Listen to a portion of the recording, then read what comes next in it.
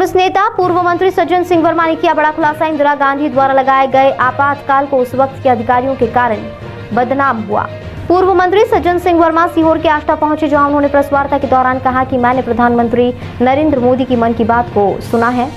उसमें उन्होंने आपातकाल का जिक्र किया, लेकिन स्वतंत्रता संग्राम का कोई जिक्र नहीं किया। हमारी प्रधानमंत्री इंदिरा गांधी ने 1975 में जो आपातकाल घोषित किया था, वह अच्छे मुद्दों को लेकर आपातकाल लगाया था, जैसे परिवार नियोजन, वृक्षारोपण, ग्रामों में जमीन का अधिकार मिले। लेकिन उस वक्त के अधिकारियों की गलती के कारण उक्त लगाया गया आपातकाल बदनाम हुआ। यह कहना है कांग्रेस के वरिष्ठ नेता पूर्व मंत्री सज्जन सिंह वर्मा का। पत्रकारों से चर्चा करते हुए पूर्व मंत्री सज्जन सिंह वर्मा ने कहा कि उस वक्त तो घोषित आपातकाल था, आज तो मोदी सरकार में उससे बड़ा अघोषित आपातकाल लगा हुआ है। वर्मा ने कहा कि त्रिस्तरीय पंचायत चुनाव में प्रदेश में मतपत्रों के माध्यम से मतदान हुआ तो अधिकांश स्थानों पर कांग्रेस के ही प्रत्याशी जीते हैं, लेकिन देश में मतपत्रों के आधार पर ही लोकसभा और विधानसभा के चुनाव होना चाहिए।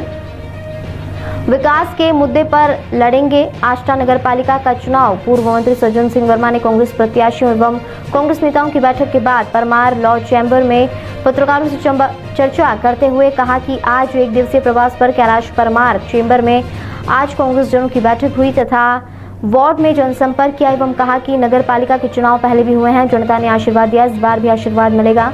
महाराष्ट्र में राजनीतिक उथल पुथल को लेकर सज्जन सिंह वर्मा ने कहा कि जहां जहां कांग्रेस एवं कांग्रेस के अन्य दलों की सरकार है, वहां नरेंद्र मोदी और अमित शाह की जोड़ी सत्ता की ताकत के बल पर हटाकर अपनी सरकार बनाने में जुटे हुए हैं। साथ ही पूर्व मंत्री सज्जन सिंह वर्मा ने क्या कुछ कहा, सुनिए आप भी।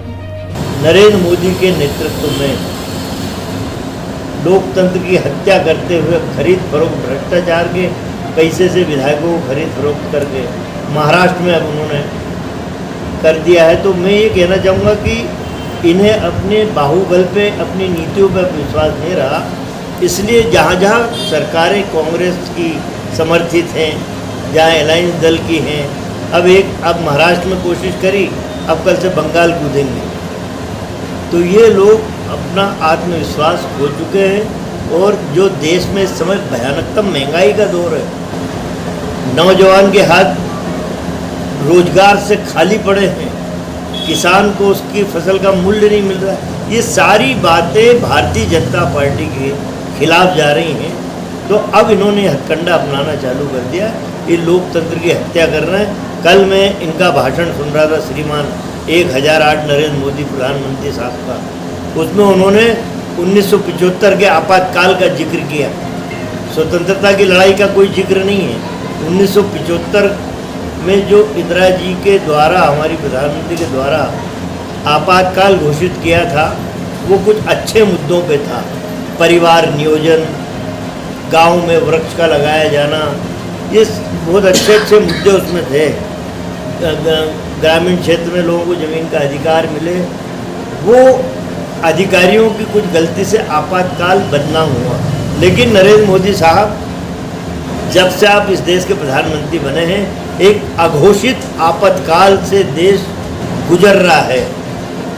भय का वातावरण है, समरसता का वातावरण खत्म करके आप हिंदू मुसलमान को लड़ा रहे हो। मंदिर मस्जिद के अलावा कोई बात नहीं कर रहे हो।